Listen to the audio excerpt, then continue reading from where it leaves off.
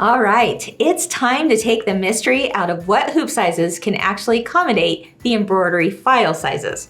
I'm going to take you through a process that you're only going to need to do once. And once it's done, it'll be helpful as you jump into quilting on your home embroidery machine. Now, if you're new to machine embroidery, it may come as a surprise that your hoop size is not the same as your embroidery field. If you were to physically measure your hoop, the measurement would not match the hoop size. Simply put, the embroidery field of a design is usually smaller than the size of the physical hoop. So it's important to know your hoop's embroidery field size in order to know which tiles are going to fit in your hoop.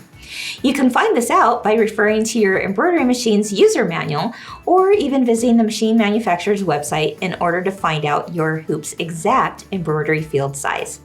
Let me show you an example.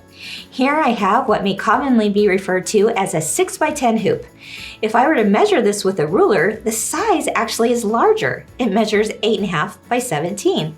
But here's where the embroidery field comes into play. Since we don't want the design to run into the physical hoop, there needs to be a buffer on all sides. Therefore, the embroidery field of this particular hoop is actually 5.7 by 9.45 inches. And now you can see the 6x10 hoop is not a full 6x10 inch size. It's just a little bit less. And in this case, it's that 5.7 inches by 9.45 inches. Now that you know the embroidery field, let's take a look at the chart and images on page 7. You can see how many tiles and which tiles will fit into that 6x10 hoop.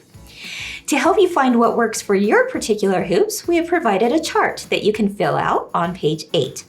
Once this has been filled out, you can quickly refer to it as often as you need to know which tiles will work within your hoop's parameters. Pretty soon, it'll become second nature.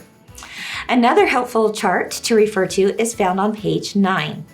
Now, before we go into the next section of the book, there's one more helpful tool that I want you to have, and that is the embroidery hoop template grid. A template grid is a plastic grid that fits inside the inner ring of your embroidery hoop. It is used to find the center of the hoop's embroidery field. More often than not, this grid will be something that already came with your embroidery machine. If you're like me, I didn't realize why this grid was so important when I first got my embroidery machine, so I just set it aside, just to be forgotten. But it really is a useful tool, and if you're not sure if it came with your machine, take another look for it.